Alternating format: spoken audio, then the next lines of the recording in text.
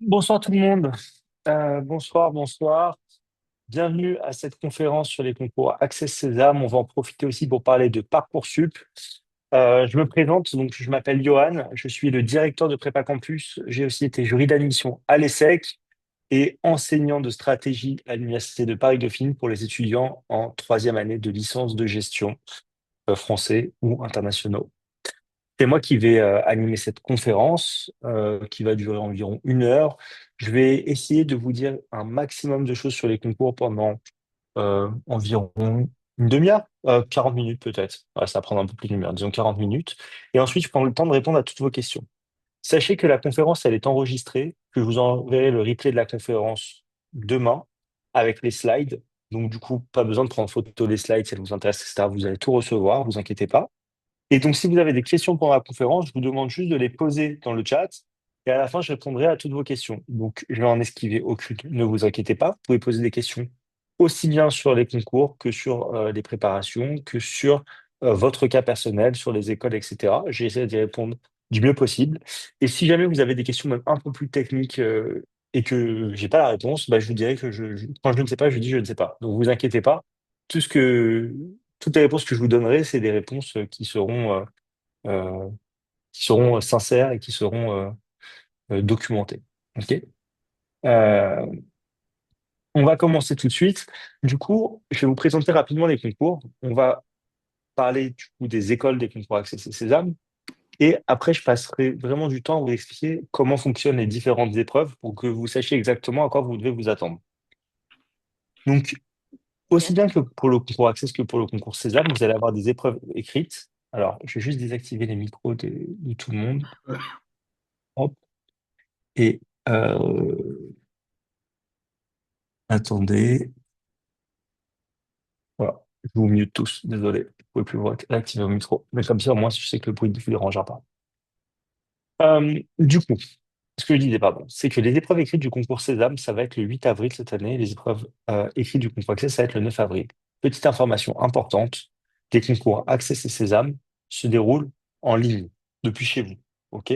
On en reparlera plus tard. Voilà. Juste première information importante, d'ailleurs. euh, c'est mieux de les passer sur PC plutôt que sur Mac. C'est ce qui est recommandé. OK? Et si vous passez sur Mac, ça marche très bien, mais il faut le passer avec Chrome. D'ailleurs, même sur PC, il faut avoir Chrome. OK? Ça réduit considérablement le nombre de chances d'avoir un bug. Voilà. Petite info que vous pouvez garder déjà et qui est très utile. Du coup, maintenant, on va parler des écoles. Quand vous faites les concours Access Sésame, vous pouvez accéder à deux types de parcours. Soit des parcours en 5 ans, qui s'appellent souvent programme grande école, soit des parcours en 4 ans qu'on appelle BBA. Alors, les programmes grande école en 5 ans, ça donne un grade de master et ça correspond un peu, pas même exactement, au type de programme que vous faites quand vous êtes en post-prépa. Sauf que vous pouvez considérer que les 2 premières années, c'est comme une prépa intégrée.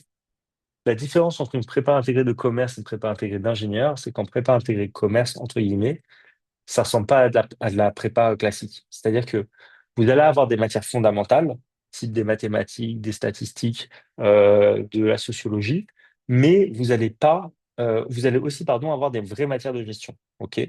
Donc ça peut être de la gestion, ça peut être de la stratégie, ça peut être une introduction à la comptabilité, etc. OK? Donc les 2 premières années, elles sont un peu plus fondamentales, disons.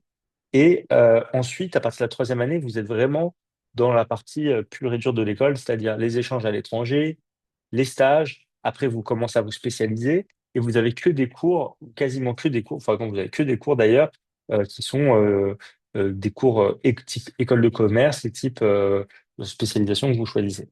OK? Euh, donc, au concours Access, toutes les écoles sont des programmes grande école en 5 ans. OK? Donc, vous faites vos 5 ans, vous avez votre grade de master, vous rentrez sur le marché du travail. Vous pouvez continuer après si vous le souhaitez, mais c'est le chemin classique. Le concours Access, il réunit que 3 écoles, l'IESEG, l'ESCA et l'ESDES, mais c'est quand même un concours qui est très intéressant parce que l'IESEG et l'ESCA déjà, et parce qu'il y a beaucoup de places à l'IESEG et à l'ESCA. Il y a 1200 places à l'IESEG, il y a 1100 places à l'ESCA, c'est beaucoup. Et l'IESEG, c'est considéré comme le meilleur programme grande école qu'on puisse faire en post-bac. Il n'y a pas de débat. Et l'ESCA est considéré deuxième ou troisième. OK? Donc, c'est 2 écoles qui sont vraiment intéressants. Enfin, c'est un concours qui est très intéressant pour faire un programme grande école. Donc vous avez trois épreuves écrites, l'anglais, la synthèse et la partie raisonnement logique et mathématique. On reviendra dessus après, mais sachez que si vous êtes en terminale actuellement et que vous ne faites pas maths complémentaires ou spé maths, pour moi, c'est déjà tard pour préparer le concours Access. En tout cas, moi, chez Prépa Campus, je ne vous prends pas à ce stade de l'année. OK? Si vous êtes en STMG ou si vous avez arrêté les maths, vous pouvez quand même passer le concours Access, mais il faut commencer sa préparation très tôt dans l'année parce qu'il y a trop de programmes à rattraper. Et donc, du coup, nous, avec la prépa, on peut vous aider à rattraper tout ce programme, mais pas à partir de janvier. C'est trop tard. Ok. Il faut commencer en novembre. Et c'est beaucoup de travail d'ailleurs. Donc, c'est pas forcément ce qui est recommandé. Par contre, pour le concours César, pour le coup, donc, il y a aussi des maths, hein, pour vous garder les épreuves écrites, langue, analyse documentaire, enjeux contemporains, maths, français, compétences digitales. Pour les maths de César, c'est tellement différent du lycée que si vous êtes en STMG, si vous avez arrêté les maths ou quoi, ça pose aucun problème. Vous allez quand même pouvoir faire euh, les épreuves. OK? euh, de maths et être performant. Donc, vous ne serez pas désavantagé par rapport à quelqu'un qui fait l'aspect maths ou qui fait maths complémentaire. Au concours STEM, vous avez 14 écoles et 17 programmes. Et donc, je préfère être honnête directement, il n'y a pas 14 bonnes écoles. Il y a 5-6 bonnes écoles et c'est tout. OK? Et en moyenne, dans les écoles du concours SEDAM, il y a à peu près 400 places par école. Donc, ça veut dire que l'ISEG et l'ESK, c'est à peu près c'est trois écoles chacune, si on veut comparer en termes de nombre de places, comparé aux écoles de Sésame. Donc, en fait, le nombre de places dans les écoles intéressantes, c'est pour Access, c'est à peu près 2300. Pour Sésame, c'est à peu près 2006-2700. OK? L'ESDES, je ne dis pas que c'est une mauvaise, c'est une école qui n'est pas intéressante, mais c'est une école qui est d'une moins grosse envergure que l'ISEG et l'ESCA. Sincèrement, il y a un écart. OK? D'ailleurs, il n'y a pas beaucoup de place à l'ESDES. Et du coup, au concours Sésame, vous avez aussi bien des billets en 4 ans. Donc, les bons billets, c'est ESSEC, EM Lyon, Néoma, Schema au concours Sésame, c'est ça les vrais bons billets. C'est programme en 4 ans. Les billets, c'est calqué sur ce qui se fait dans le modèle anglo-saxon. OK? Donc, en 4 ans en France, malheureusement, on n'a que une licence. Enfin, au bout de 3 ans, vous avez une licence. Quatrième année, c'est la première année de master, mais c'est pas un diplôme, le master 1, en fait. Il faut faire une cinquième année pour avoir un master 2. Donc, vous aurez les crédits de votre première année de master, mais si vous vous arrêtez après votre BBA, vous n'aurez pas de master 2. Ce qui est un gros problème. Donc, quand vous faites un BBA, il faut absolument derrière faire un Master 2 ou un Master spécialisé ou des admissions parallèles ou aller finir ses études à l'étranger pour avoir le grade de Master 2. C'est très important. La bonne nouvelle, c'est comme il y a des très bons BBA en France, vous pouvez accéder à des excellents Masters si vous faites un bon BBA. OK? Donc, vous passez par un bon BBA et derrière, vous faites un excellent Master où vous allez dans une très bonne école à l'étranger pour finaliser votre cursus. OK? Ou en France, d'ailleurs. Donc, ça peut être très intéressant de faire un BBA si vous faites un bon BBA. Vous avez aussi des programmes en 5 ans au concours Sésame. Les deux programmes les plus intéressants, c'est celui de l'EM Normandie, qui est d'un niveau similaire à l'ESCA. C'est un programme grande école. Vous avez aussi un programme, le programme Théma de Neoma. C'est un programme qui est spécialisé dans le digital. Donc, c'est un programme qui n'est pas généraliste. Donc, il faut faire attention, mais qui est d'un bon niveau. Et sinon, moi, j'aime moins, mais ce ne tient qu'à moi. Il y a l'EMLV aussi. C'est comment dire, une école où je trouve que ça bosse pas assez dur, mais qui est assez bien classée. Mais je trouve qu'il y a quand même un écart entre le M Normandie, l'ESCA et le MLV. OK? L'ESCA et le M Normandie, niveau similaire, MLV, c'est moins bon. OK?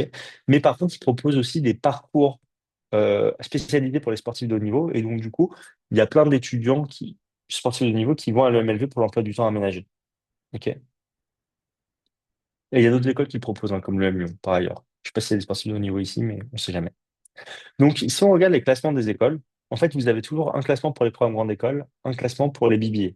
OK? Donc là, je vous ai mis le classement de l'année, c'est le classement du Figaro, je crois, pour les programmes grande école, et le classement de l'étudiant pour les BBA. Donc, en un, vous avez l'IESEC, en programme grande école, il n'y a pas de débat. En deux, en trois, vous avez SKEM Normandie. Donc là, c'est dans cet ordre-là, mais en mettant le M Normandie devant, ça ne me choque pas. Ça dépend un peu des années. Les Sky, ils ont eu la stratégie d'ouvrir des campus un peu partout en Europe, là où en France, pardon, excusez-moi, donc à Lyon, à Bordeaux, à Aix-en-Provence, etc.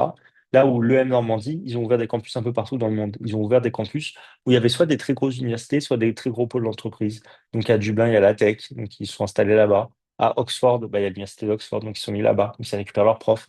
À Boston, ils ouvrent à Dubaï, etc. OK? Sinon, en quatrième, vous avez Excelia qui est hors concours. C'était dans le concours Cédam avant, mais maintenant, c'est plus dans le concours Cédam. Ils se sont retirés du concours il y a 1 ou 2 ans. Et donc, vous avez le programme grande école d'Excelia qui est bien. Et en 5, vous avez le MLV qui est dans le concours Cédam, mais qui, selon moi, est pas d'un. Voilà, et du niveau d'excédé à peu près. Et sinon, pour les bibliés, en un vous avez les secs. Alors, moi, je suis pas d'accord avec le classement de l'étudiant. Je vais vous dire, là, ils ont mis en 5 les decks, qui est hors concours.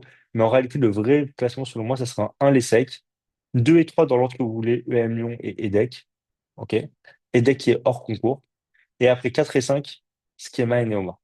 Je pense que ça devrait être ça le vrai classement. Sachez que les classements, c'est que des formules mathématiques, mais ce qui compte en réalité, c'est le terrain, c'est le retour des étudiants, c'est la sélectivité des programmes et c'est la réputation de l'école.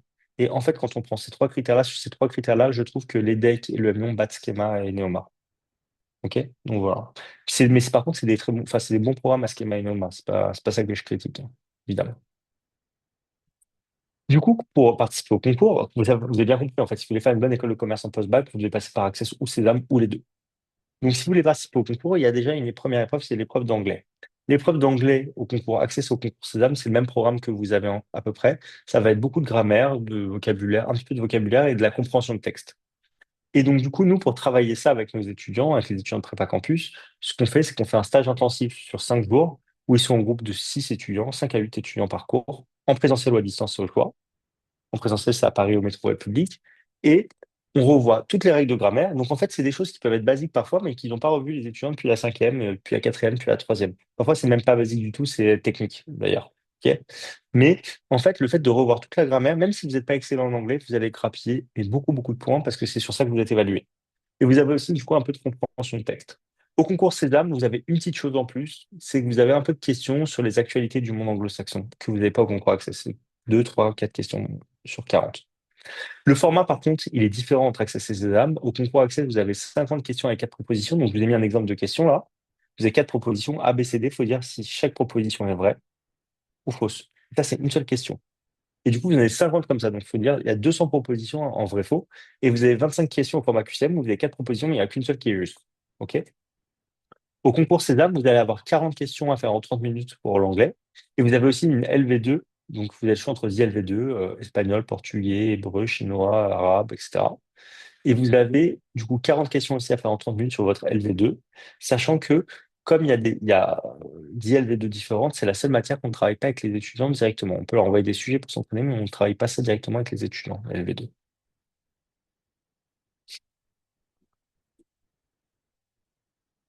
Du coup, pardon, l'anglais pour Access Cédam, ça se révise de la même manière, sincèrement. C'est juste qu'il faut s'entraîner sur des sujets différents pour Access Cédam.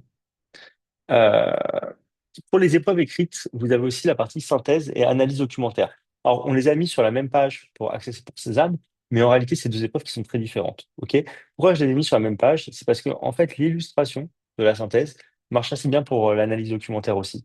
Donc, pour la synthèse de documents d'Access, c'est pour concours Accès ou Access, vous pouvez dire comme vous voulez, vous allez avoir 3 heures pour rédiger une synthèse qui fait 350 mots, plus ou moins 10%. Donc, entre 315 et 385 mots. Et vous allez avoir encore plus de documents qui va faire entre 10 et 15 documents. OK? Souvent, vous allez avoir, allez, disons, 12 textes et une image. OK? Et tous les documents vont être sur un thème qui est commun. Exemple, le thème, c'est l'intelligence artificielle. Bah, tous les documents vont parler d'intelligence artificielle sous des angles différents, mais en fait, on va se rendre compte que les documents sont reliés les uns aux autres. Par exemple, le 1 va être relié avec le 4, le 7 et le 10, le 2 avec le 3, le 8, le 9, etc. OK? Et donc, en fait, votre travail, c'est d'identifier quels sont tous les axes importants qui sont développés dans la synthèse, de faire un plan avec une problématique qui correspond en fait à la problématique de la synthèse, et ensuite, vous devez rédiger votre synthèse de 350 mots. Vous n'avez pas le droit d'utiliser des connaissances personnelles. Par contre, avoir un petit peu de culture générale, ça aide quand même à mieux comprendre les thèmes en général. Mais bon, c'est pas du tout nécessaire. Mais vous n'avez pas le droit d'utiliser de connaissances personnelles, vous devez utiliser que ce qu'il y a dans les textes. La vraie difficulté, en fait, c'est d'être capable de bien ficher les différents documents, de construire un plan qui soit cohérent et qui va reprendre tous les éléments importants en mobilisant les bons exemples, et d'avoir une rédaction qui est extrêmement synthétique avec aucune perte de mots. Donc tout est dans la méthodologie, et ça se travaille aussi. Pour l'analyse documentaire, c'est assez différent. Je vous ai mis qu'il y avait 15 à 25 documents. Il y a plutôt 25 documents écrits et une dizaine de documents type iconographique, photo, etc. Euh, pardon, c'est pas ce que je voulais dire, type vous allez avoir des graphes, etc. aussi. Ça dure que 2 heures. C'est-à-dire que si vous lisez à une vitesse normale, en 1 heure et demie, vous lisez les documents et après, il reste qu'une heure pour répondre aux questions. C'est pas bon. OK? Vous allez avoir 20 questions au format QCM, des questions de repérage, des questions d'analyse de synthèse. Questions de repérage, l'information est directement dans les textes. Donc, par exemple, le corpus sur l'intelligence artificielle. On va vous demander combien de startups Apple a racheté, combien de startups d'intelligence artificielle Apple a racheté en 2023. Et il y aura un document qui a écrit Apple a racheté 12 startups d'intelligence artificielle en 2023, tout simplement. C'est le plus facile. Ensuite, vous avez les questions d'analyse. Questions d'analyse, c'est des questions où il y a plusieurs réponses qui vous sont proposées et il y a plusieurs réponses qui sont correctes. Donc, vous pouvez trouver la réponse dans plusieurs euh, documents. Et en général, quand on fait la somme de toutes les réponses, ça donne la réponse complète. OK? Donc, ça va être, c'est plus technique et c'est beaucoup plus, comment dire, euh, c'est beaucoup moins automatique que les questions de repérage. Ça demande une vraie compréhension du sujet. Surtout que les questions, elles sont piégeuses, évidemment. Et ensuite, vous avez la partie synthèse. La synthèse a été rédigée pour vous. Et par contre, vous devez choisir la problématique, vous devez choisir le titre des parties, il y a des trous, vous devez remplir les trous. OK? Donc, pareil, il faut avoir une vraie compréhension euh, des documents et il faut avoir vraiment un sens de la nuance pour pas se tromper. Et donc, pareil, encore une fois, toute une question de méthodologie pour cette épreuve-là. La méthodologie est complètement différente de la synthèse. Il y a un gros travail sur la lecture rapide. Vous n'avez pas le droit d'avoir des brouillons, hein, pour Sésame. Donc, gros travail sur la lecture rapide. Aussi une question de méthode sur comment dire, quelle information, vous pouvez surligner les documents, quelle information surligner et comment voilà, mettre en relief les bonnes informations. Et aussi, en fait, il faut toujours avoir des questions en tête pardon, au moment où on cherche nos réponses. Et vous avez une bibliographie qui va vous aider aussi à trouver vos réponses. Donc, il y a toute une méthode aussi pour travailler ça. La synthèse et l'analyse documentaire, comme pour l'anglais, on travaille ça sous la forme de stages intensifs. Vous êtes 6 parcours, 5 entre 5 et 8. Et ça se travaille sur une semaine, 2 heures par jour sur une semaine. À la fin de votre semaine, vous avez travaillé l'anglais, l'analyse documentaire, si vous faites Sésame, l'anglais, la synthèse Access, ou les trois si vous avez fait les deux, si vous faites les deux concours. Vous aurez un débriefing complet fait par votre prof, qui est envoyé aux parents, aux étudiants, qui vous dit, voilà vos points forts, voilà vos points faibles, et voilà ce que vous devez continuer de travailler. Et moi, je rajoute au débriefing des profs un plan d'action que vous pouvez dérouler pour continuer de progresser après vos stages. OK, c'est le suivi de la prépa. Ensuite, il y a l'épreuve la plus importante du concours Access, c'est la partie raisonnement logique et mathématique. Pour le coup, les maths, ça ne se travaille pas de manière intensive. Moi, je n'y crois pas aux maths en intensif. D'ailleurs, on se faisait avant, on ne le fait plus. Pour la simple et bonne raison qu'en fait, si vous n'êtes pas bon en maths, au bout d'une semaine, vous serez toujours pas bon en maths. OK? Ça marche assez bien pour les très bons élèves qui ça fait des révisions et qui s'adaptent en fait comment dire, au format, enfin, qui doivent juste s'adapter au format du concours. Mais sinon, c'est trop compliqué pour les autres. Et en plus, le programme est très dense en raisonnement logique et mathématique. Donc, nous, pour travailler ça, on fait des cours hebdomadaires qui vont jusqu'au concours, qui ont commencé il y a 2 semaines. Ok. Ces cours-là, ils se font uniquement en ligne, contrairement aux stages qui peuvent être faits en ligne ou en présentiel, et ça se fait par groupe de 25 étudiants. Euh, vous avez trois parties dans la partie raisonnement logique et mathématique. On va commencer par la partie 2, la partie maths. La partie 2, la partie maths, c'est sur le programme de maths complémentaires sans les suites et sans les limites.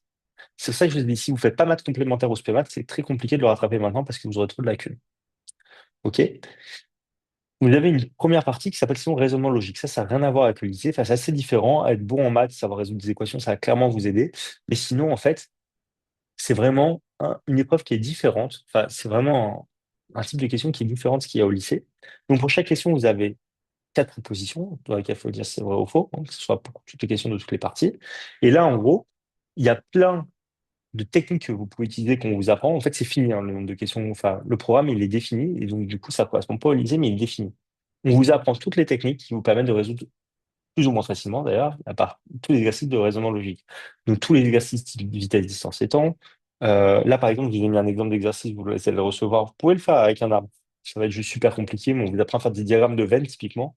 C'est un truc que vous faites pas au lycée, mais qui tombe quasiment tous les ans au concours. Donc ça, il faut faire un diagramme de veine. Vous pouvez faire des logigrammes. Il y a des questions type menteur-vérité. Il y a des questions type double proportionnalité, etc. On vous apprend tout ça pour que vous puissiez être capable d'être à l'aise dans tous les exercices. Donc, vous faites 22 heures de cours en tout avec nous de raisonnement logique et mathématique, mais réparti sur 3 mois, évidemment. Et enfin, vous avez une partie problème. La partie problème, c'est très intéressant. Pareil, il faut avoir des bonnes notions de maths de terminale. Et en fait, on va vous présenter des notions de maths, de finance ou d'économie que vous n'êtes pas censé connaître. On va vous expliquer comment ces notions fonctionnent. Et ensuite, vous allez devoir répondre à des questions en utilisant les notions qu'on vient de vous expliquer et en interprétant les résultats. C'était hyper intéressant parce que c'est pas du tout la manière de travailler au lycée, mais réussir ça, en fait, faut comprendre ce qu'on fait. Et donc, c'est peut-être le plus important en mathématiques, je trouve.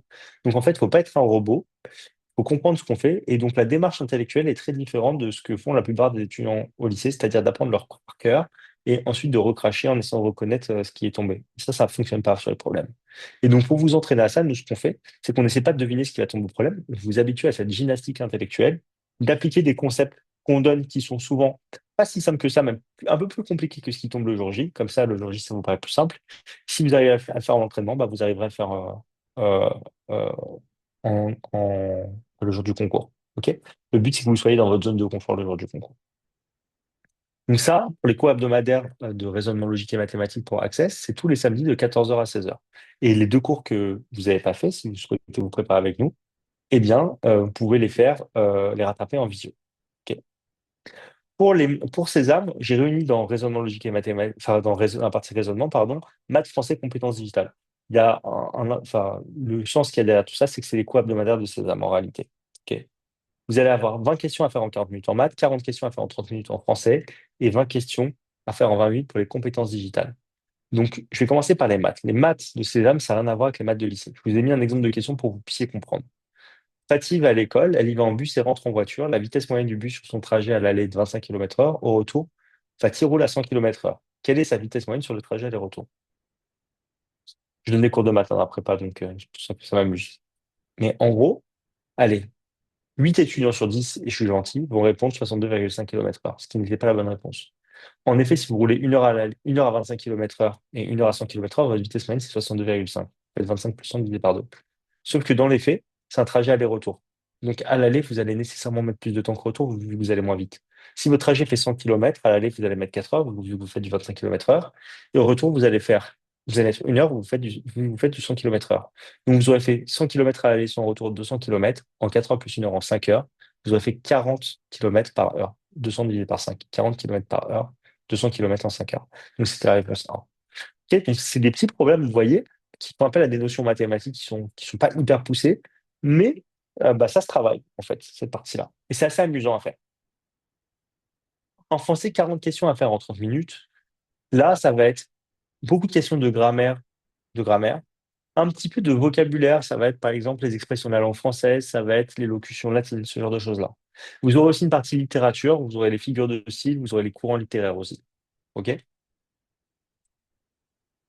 Et pour les compétences digitales, ça ressemble à ce qu'il y a dans la certification PIX. En fait, vous allez avoir des algorithmes, vous allez avoir les bases de données, des questions simples sur les bases de données, les différents types de menaces qui existent en ligne. C'est quoi un virus, c'est quoi un spyware, c'est quoi un spam, etc.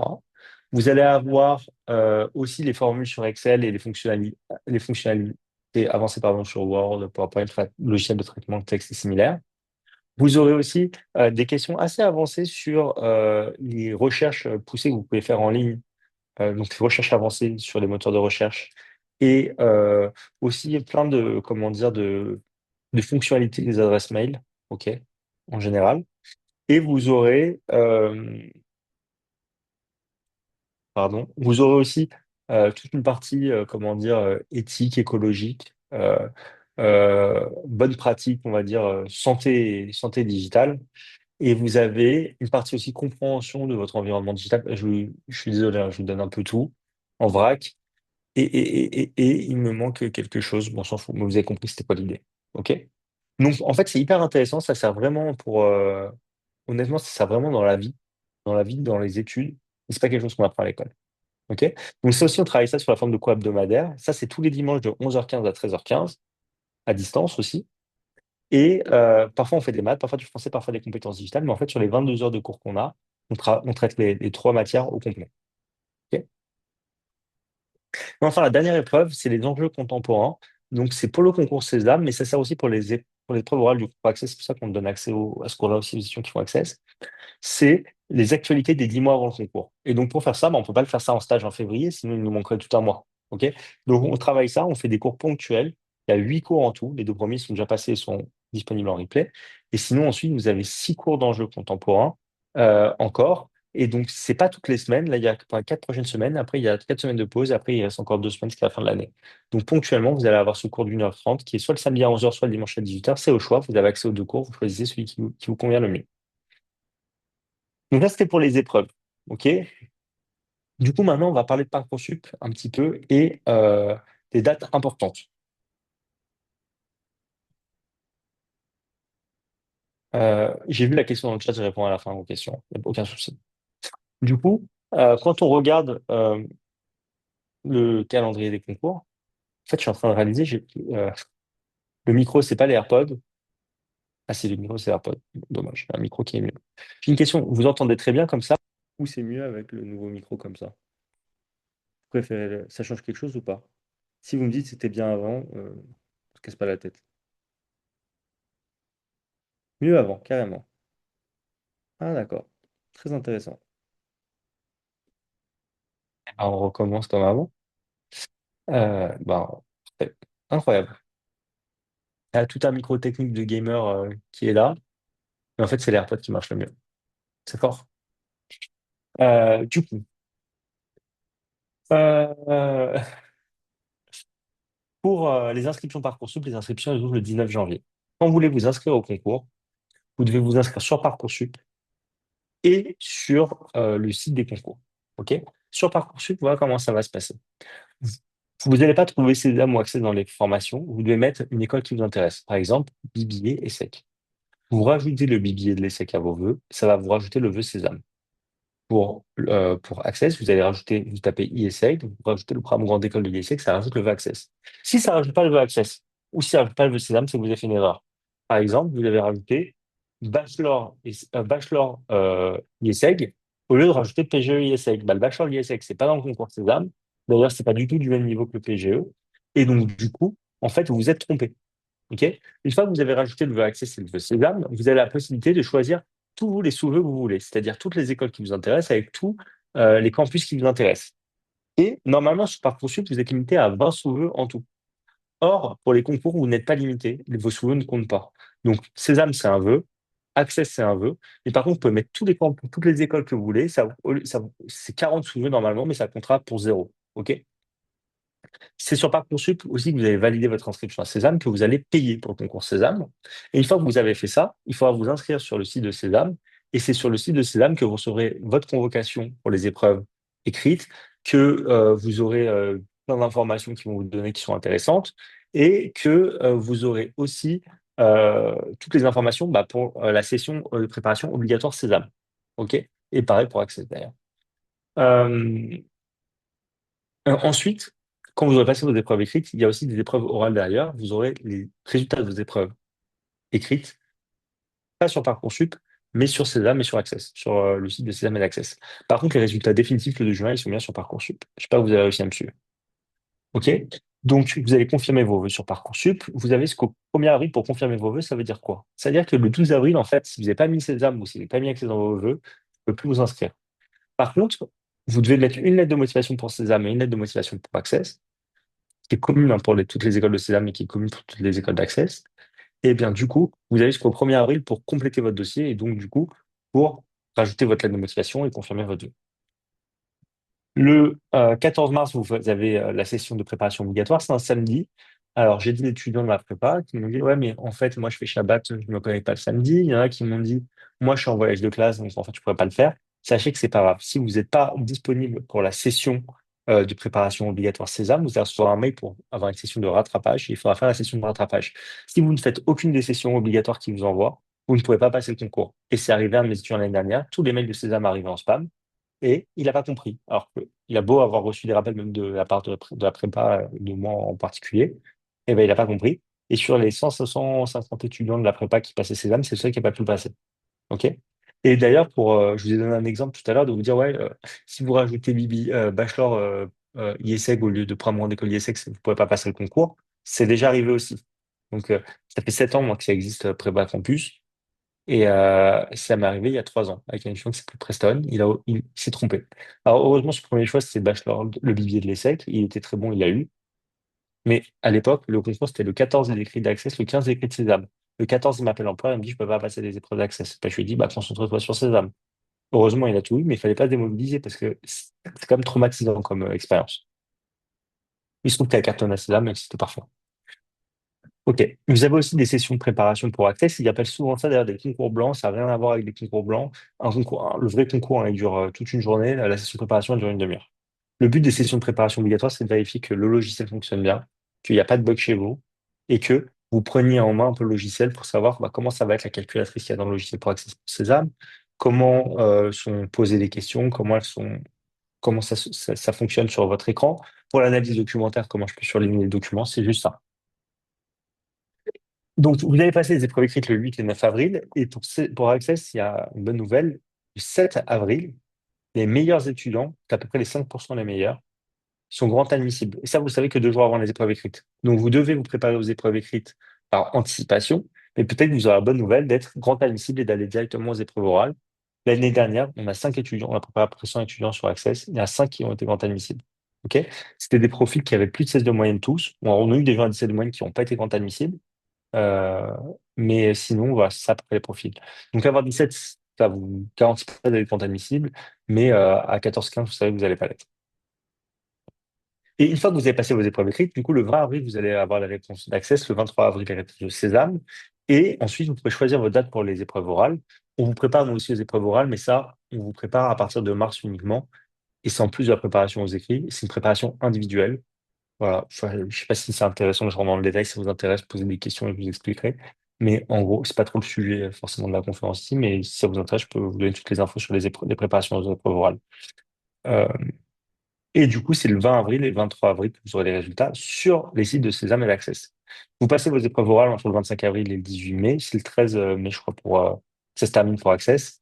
Et vous avez la publication des résultats le 2 juin sur Parcoursup. Et donc, je vous confirme, c'est le 13 mai pour Access. Pas, j'ai dit je pense, mais je suis sûr en fait. Ok. Du coup, si vous souhaitez vous préparer seul au concours, il y a plusieurs choses que vous pouvez faire. La première chose, c'est que il y a l'application Concours Sésame 2026. J'ai pas, je voulais mettre à jour la slide, je pense. En gros, c'est Prépa Sésame 2026. Quand vous allez vous inscrire au concours, vous aurez accès à une application qui vous permet de vous entraîner. Elle est très bien faite, mais il n'y a pas beaucoup de questions. Vous allez vite tourner en rond sur les questions, mais c'est un très bon début et c'est des questions que vous pouvez faire dans votre liste, c'est mieux que rien. Pour Access, il y a des annales du concours Access qui sont téléchargeables sur le site d'Access. C'est très bien de les regarder pour voir ce qui est attendu, mais ne vous découragez pas si vous les regardez, vous trouvez ça super dur, c'est normal, vous n'êtes pas préparé au concours Access encore. On est au mois de janvier, au mois d'avril, vous saurez les faire, les annales. OK? Donc c'est un bon entraînement quand vous êtes en fin de préparation. En début de préparation, c'est juste pour voir à quoi ça ressemble. Les annales sur le site d'Access sont corrigées, mais pas avec des corrections détaillées. Euh, sur le site de Prépa Campus, on a eu l'autorisation d'Access pour faire des corrections détaillées des annales d'Access. Et donc, du coup, on va les faire dans les semaines qui arrivent pour que vous puissiez avoir des corrections vidéo en fait, des sujets d'Access, ok, qui sont récents. Il y a des livres aussi pour s'entraîner. Là, ce que j'en pense, c'est qu'ils sont pas très bien faits. En réalité, ils étaient bien il y a 15 ans. Ils ont juste quasiment pas évolué en 15 ans. Avec les concours, ils ont changé de A à Z. OK? Donc, ça vaut ce que ça vaut, les livres. C'est bien pour s'entraîner sur les questions de langue. Pour tout le reste, c'est très moyen. OK? Il y a des parties cours qui peuvent être un peu utiles en mathématiques, probablement. Mais sinon, globalement, c'est quand même pas dingue du tout. OK? Le moins pire, c'est le grand manuel du concours Access, grand manuel du concours Sésame. Et après, vous avez la bite du concours Sésame et la bite du concours Access, mais je trouve que c'est vraiment pas très bon. OK? Vous pouvez aussi suivre des comptes Insta pour progresser. BBC Learning English, vous allez apprendre des choses en anglais qui vous sont vraiment utiles pour les concours. Moi, je trouve ça vraiment bien. Donc, vous vous abonnez et en fait, dans votre liste, quand vous scrollez, vous allez apprendre des choses qui vont vous être utiles pour les concours, donc tant mieux. Pour les actus, c'est très bien Hugo Décrypte. Après, vous avez des podcasts, hein, comme L'Ordre du Monde, ça, il y en a plein, mais voilà, il y a des podcasts qui peuvent vous aider.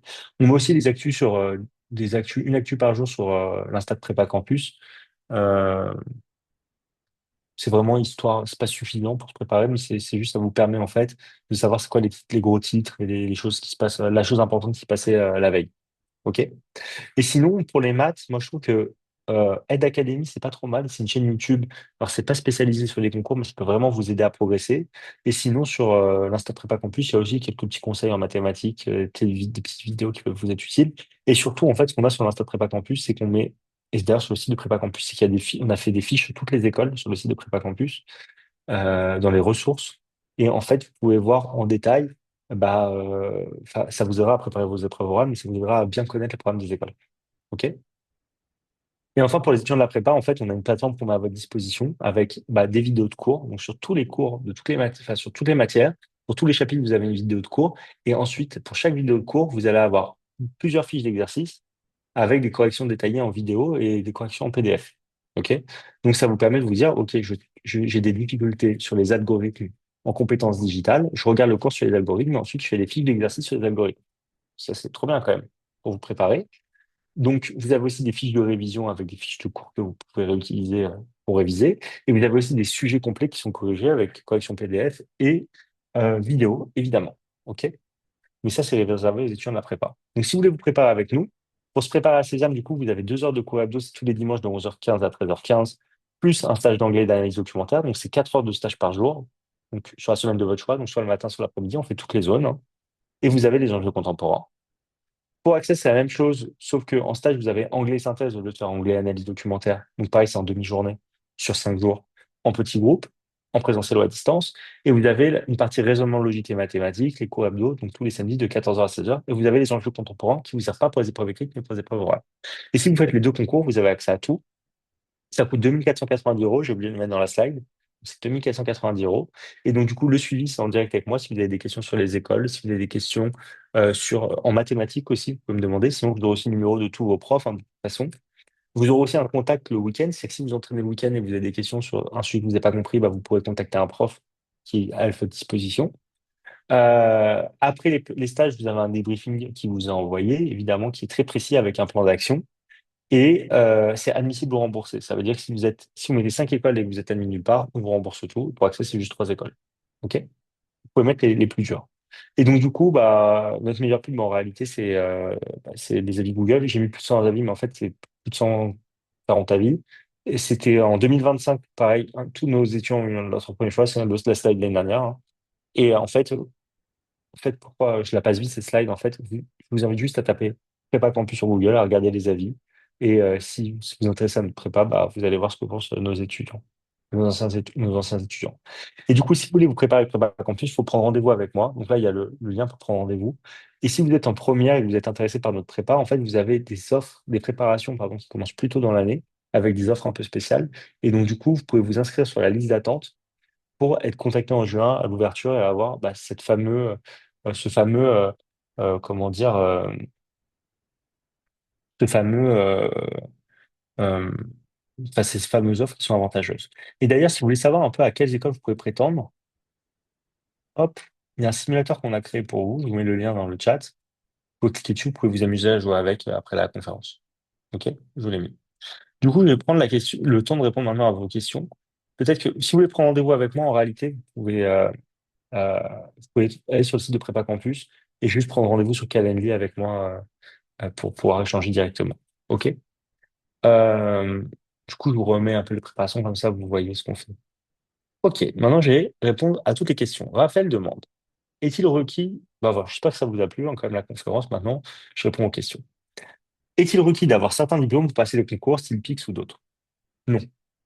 Vous n'avez aucun diplôme à passer avant. Le seul diplôme qui est requis, c'est le bac. Donc, si à la fin de l'année, vous n'avez pas votre bac, et ben, même si vous avez été admis dans une école, l'admission, pardon, est annulée. Et je peux vous dire, ça m'est arrivé une fois. C'est vraiment au tout début. En fait, je vous ai dit, ça fait 7 ans que ça existe, Prépa Campus. Moi, ça fait 10 ans que je fais de la préparation. Il y a peut-être 9 ans de ça. Donc, je préparais un étudiant qui était pas scolaire, mais qui était très smart. Et à l'époque, les dossiers, ils comptaient pas du tout d'ailleurs pour les concours. Maintenant, il y a un petit coefficient. Et il voulait absolument aller à l'EM Normandie. C'était ça, c'était son objectif. Il a travaillé comme un ouf sur les concours. Il a Il était bon. Il était vraiment bon. Mais par contre, il ne travaillait plus à l'école. Il a été major à l'EM Normandie. Major. Il a le numéro un de tout le concours Sésame national. Il a pas eu son bac. Incroyable quand même comme il sort. L'année suivante, il a redoublé du coup. Il a repassé le concours. Il a juste pris 3 cours pour être sûr que. Enfin, que je l'ai pris 3 cours en UG. Je me suis dit, putain, il va pas refaire une préparation pour ça alors qu'il est bon déjà. C'est juste un refresher. On l'a fait ensemble. Et du coup, il a été à l'EM Normandie derrière. Il a eu son bac. Mais incroyable. Donc, le bac, ça compte. C'est le seul diplôme important. Louise demande, pour l'exercice de maths donné en exemple, s'agit-il de ce type de question pour lequel nous n'avons pas droit au brouillon? Alors Louise, oui, ça pourrait être exactement une question du concours Sésame. En effet, vous n'avez pas le droit au brouillon. Et donc du coup, il faut être capable de raisonner pour ce type d'exercice-là. Et donc du coup, on vous apprend à raisonner sur ce type d'exercice. OK? C'est, euh, c'est, un type de question possible. En général, là, c'est une question qui est un petit peu calculatoire pour Sésame. En général, c'est moins calculatoire que ça. Mais typiquement, on pourrait vous poser cette question. Alors là, je voyais Mélissa et Elena qui disaient mieux avant. Mais en fait, on parlait du son. Je viens de réaliser, parce que sinon, ça veut dire que... Attendez. Oui, c'est ça. Parce qu'on parlait du son. C'était il y a un quart d'heure. Est-ce qu'avoir l'option maths expert en terminale peut être un plus? Vous savez, Maëlys, ça vous servira à rien pour les concours. Pour les épreuves écrites, c'est sûr que ça vous servira à rien. Par contre, pour le dossier, c'est plutôt un plus pour votre note de dossier d'avoir maths expert si vous êtes bon en maths expert. Mais sinon, pour les concours, c'est inutile. Raphaël demande, est-ce que les épreuves sont à distance? Donc, c'est ce que je vous expliquais, Raphaël, au début de la conférence. Les épreuves sont bel et bien à distance. OK. Euh, M. Picard demande, j'ai l'impression d'être un streamer de Twitch quand je lis des pseudos comme ça. Bref, ça me fait sourire. Du coup, pourquoi le bibier de l'EDEC est hors concours? Comment on l'intègre? En fait, le bibier de l'EDEC, vous l'intégrez en faisant un autre vœu Parcoursup qui s'appelle bibier EDEC. Et donc, quand vous faites votre vœu, si vous voulez, il y a un track anglophone, un track francophone. Pour le coup, pour le track anglophone, vous devez avoir un petit diplôme d'anglais, type un certificat, ok? Ça peut être le TOEFL, ça peut être le TOEIC, ça peut être le Cambridge, ce que vous voulez. On va vous demander un certificat. Là, au concours César Access, on ne vous demande pas du tout ça. On ne le regarde même pas votre certificat vu qu'il y a des épreuves écrites d'anglais. Ok. Et ensuite, vous allez avoir une épreuve orale. Donc, si vous faites le programme en français, pas besoin de test d'anglais, de présenter un test d'anglais. Par contre, si vous faites, pardon, si vous faites en français, pas besoin. Et quoi qu'il arrive pour français ou anglais, d'ailleurs, pour le programme anglophone ou francophone, traitement anglophone ou francophone, vous allez avoir un entretien à faire. Et l'entretien il est sous le même format que les entretiens pour les secs, les secs, oh, je commence à fatiguer, je crois, hein. Pour Sésame et pour Access, excusez-moi. Je commence à avoir la bouche sèche, en fait, j'ai pas pris de verre d'eau. Je suis une grosse erreur. Je vais prendre un petit verre d'eau, ça vous dérange pas, j'ai mal à la gorge. J'arrive tout de suite.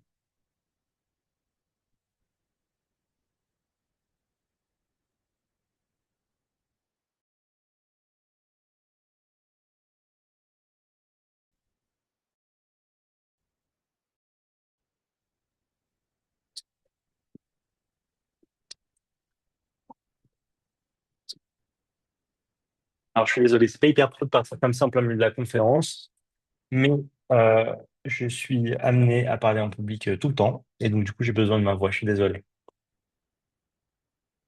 Du coup, voilà. Donc, du coup, vous faites votre vœu sur Parcoursup et vous passez votre entretien.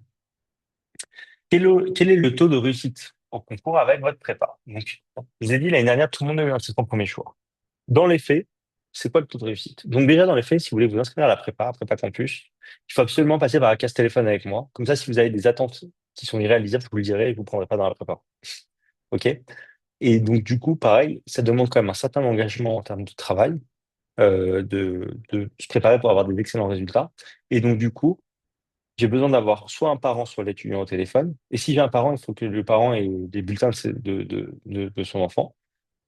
Parce que Euh, j'ai réexpliqué c'est quoi la dose de travail qu'il faut pour réussir.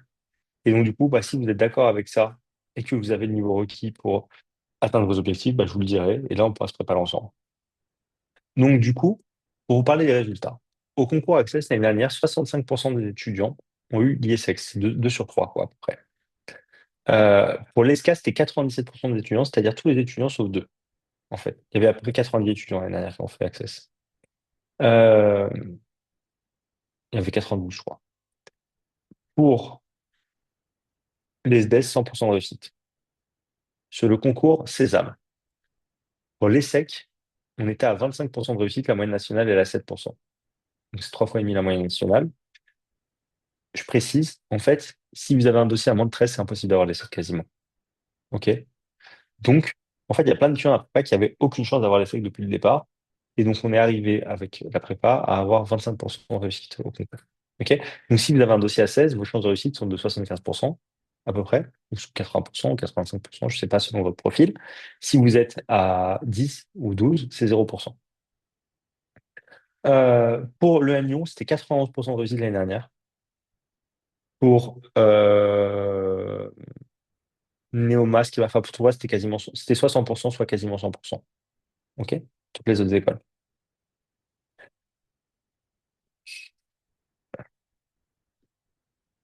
Raphaël demande, je parlais de formation internationale type IA à l'Université de Tel Aviv, est-ce que cela peut favoriser les dossiers? Donc Raphaël, tu demandais tout à l'heure, est-ce que il est requis d'avoir certains diplômes pour passer le concours? Le fait que tu aies fait une formation IA, ça va être bon pour ton dossier, et donc ça va améliorer ta note de dossier, mais ça n'améliorera pas ta note pour les concours. Par contre, au moment où tu passeras les épreuves orales et que tu auras ton trop de personnalité, ça va être vraiment valorisé. Donc c'est là où ça va être pris en compte le plus. Quelles sont les autres spécialités à apprendre en dehors des maths en première terminale pour se donner le plus de chances de concours pour intégrer les bonnes écoles? Le mieux, ça va être maths SES, mais sinon, maths LLCE, c'est très bien. Maths AGGSP, c'est très bien. Maths AMC, ça marche très bien. Euh, J'en oublie peut-être. Je dis quoi? Je dis LLCE, AMC, AGGSP, SES. Après, si vous avez AGGSP, SES, maths complémentaires, c'est très bien aussi. Voilà.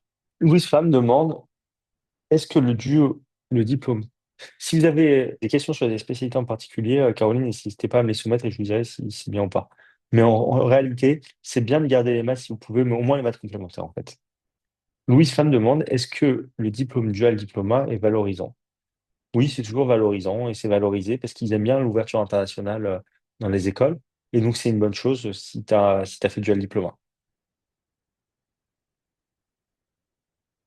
Si tu l'as pas fait, c'est pas gravissime en soi. Et si tu as fait dual diplôma, tu es sûrement meilleur en anglais que les autres. Et ça, c'est vraiment valorisé aussi. Parce que tu as aussi un oral d'anglais en plus de ton épreuve écrite. Donc, tu vas pouvoir capitaliser dessus.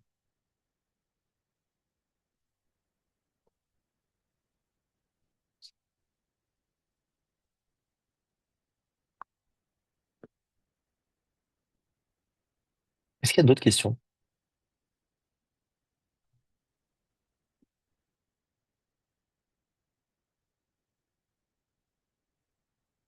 Écoutez, ça avec plaisir. Si vous êtes intéressé pour préparer avec nous, j'ai mis mon numéro de téléphone, vous pouvez prendre rendez-vous directement avec moi. Vous envoyer un SMS pour prendre rendez-vous. Euh, Si vous m'appelez directement pour essayer de m'avoir en ligne, sachez que je chaîne beaucoup les rendez-vous avec les étudiants, avec les parents et avec les gens de, bah, du coup, de la prépa. On est à quasiment à 250 étudiants dans la prépa. On s'arrête à 250 normalement. Donc, on prend encore quelques étudiants. Après, on va s'arrêter. Là, en fait, c'est la fin des inscriptions. Euh, et donc, du coup, bah, je serai sûrement en ligne avec quelqu'un d'autre. Donc, si vous tombez sur moi, c'est bien. Sinon, vous êtes tombé sur messagerie et je vous rappellerai. Donc, le plus simple, c'est vous m'envoyez un SMS et on fixe un rendez-vous. Ou alors, vous prenez rendez-vous directement en ligne. C'est synchronisé avec, euh, avec mon agenda. Et pour ceux qui veulent s'inscrire l'année prochaine, alors je vais vous mettre le lien pour aller sur la liste d'attente. Alors attendez une seconde, ça va aller très vite. Tac. Hop, si vous êtes intéressé, euh, hop, c'est pas ici. Non, c'est pas ça que je dois faire. C'est ça, pardon. Pour la liste d'attente, c'est ici. Alors, vous n'allez pas vous faire spammer, hein. Vous allez recevoir un message. C'est début juin. Vous allez recevoir un SMS. Les inscriptions pour l'année prochaine, pour l'année 2026-2027 sont ouvertes et vous aurez la possibilité de prendre rendez-vous avec moi pour bah, en discuter. Et après, si vous voulez vous inscrire, vous inscrivez. Si vous inscrivez pas, vous inscrivez pas, mais vous aurez toutes les informations. OK? Est-ce que ce paiement Phoenix est envisageable? Oui, c'est envisageable, il n'y a aucun problème. OK? La spé maths physique, c'est la meilleure spé, d'ailleurs, pour les concours ingénieurs. C'est la meilleure spé pour les concours ingénieurs, mais sinon, pour les concours euh, école de commerce, ça pose zéro problème. Même si vous ne faites pas spé maths, c'est pas très grave en réalité, hein. Toutes les combinaisons de spé peuvent marcher, c'est juste que pour Access, si vous y prenez maintenant et que vous êtes en terminale, il faut garder les maths. Vaut mieux avoir les maths. Sinon, moi, je ne vous prendrai pas.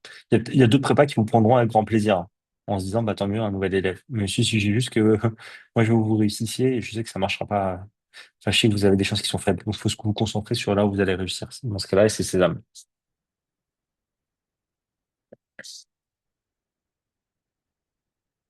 C'est un test hein, que vous pouvez faire avec une prépa pour savoir si elle est sérieuse. Vous leur dites au mois de janvier, je fais pas l'aspect maths, est-ce que je peux quand même passer le concours accès? Si vous disent oui, c'est qu'il y a un problème. C'est qu'ils en veulent uniquement à votre portefeuille et qu'ils diraient oui à tout. Si vous disent non, c'est qu'ils s'en foutent pas de vous.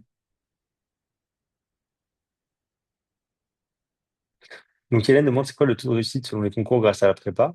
Bah, je vous l'ai dit du coup l'année dernière. 65% à l'IESEC, 97% à l'ESCA, 100% à l'ESDES, ça c'est le concours CEAB. Concours Access, 25% à l'ESSEC, c'est 7% moyenne nationale, 91% à l'EM Lyon et quasiment 100% dans les autres écoles. Ça fonctionne très, très, très, très, très bien. C'est normal, on vous entraîne beaucoup et en fait, vous allez très vite passer devant les autres étudiants en fait, en ayant une préparation spécifique.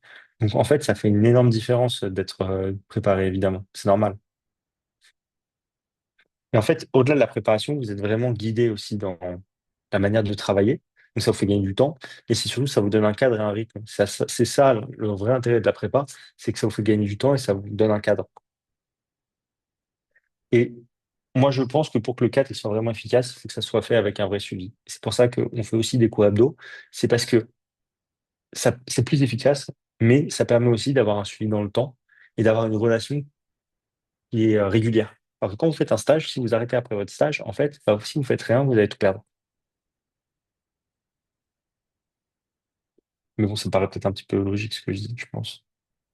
Et donc, du coup, comme nous, on s'est mis d'ailleurs à 250 étudiants dans la prépa, en fait, on a juste arrêté les préparations uniquement sur stage parce qu'elles étaient dominées par les préparations. Il y avait co abdo et stage. Et donc, on s'est dit, bah, comme on est full tous les ans, de toute façon, on n'a pas besoin de faire plus d'élèves tout le temps. En fait, bah, on préfère garder que ce qui est le plus fort. Et donc, du coup, on a arrêté les préparations que sur stage. C'est juste, ça marche moins bien. Et pourquoi on s'arrête à 250 par an? Parce que c'est moi qui suis les étudiants individuels, et donc je peux pas en suivre plus que 250. C'est déjà beaucoup. Après, dans la prépa, vous aurez pas cours avec moi. Vous aurez cours avec plein d'autres profs. On est une équipe d'une trentaine de profs dans la prépa. Une cinquantaine avec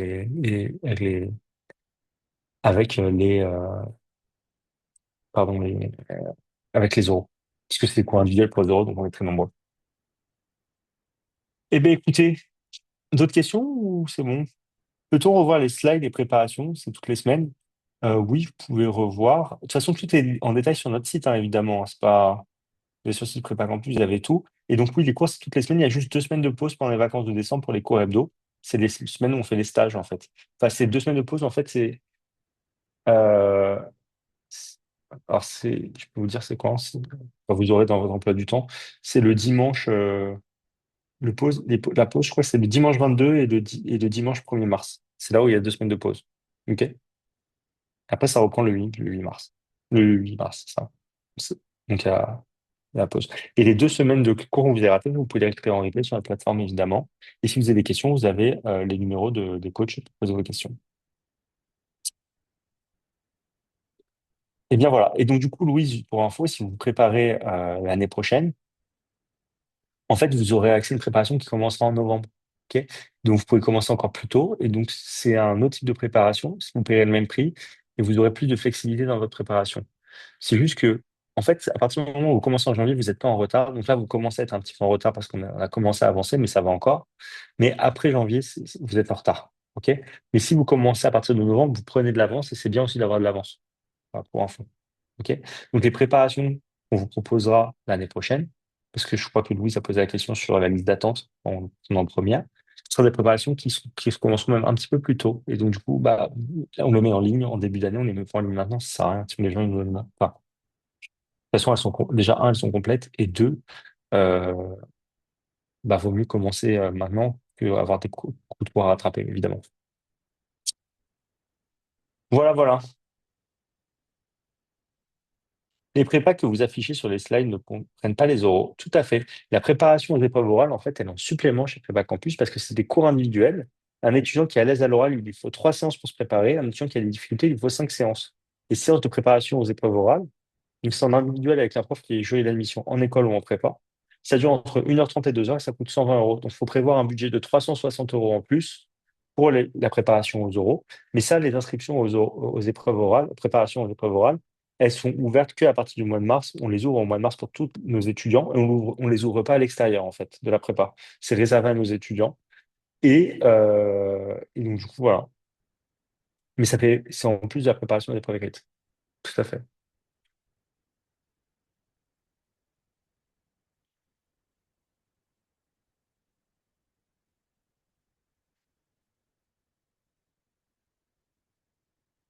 Eh bien, je vous remercie. Je vous souhaite à tous une Excellente soirée.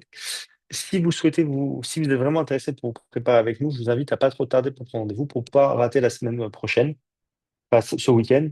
Sinon, vous pouvez reprendre à partir de la semaine d'après et après, ça sera fermé les inscriptions.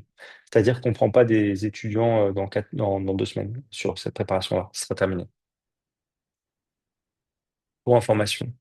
Voilà, bonne soirée tout le monde et merci pour votre participation.